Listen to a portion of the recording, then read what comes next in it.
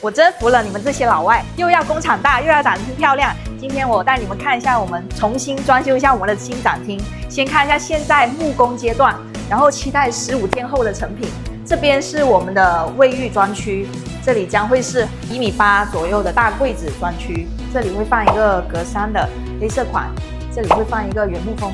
也是1.8米到2米，然后淋浴房和马桶也会在旁边。这边是工程专区，有5金的试水区，还有我们工程批量的标准浴室柜，600、800、900、1米的柜子全部都在这个专区。然后大柜定制专区在这一边。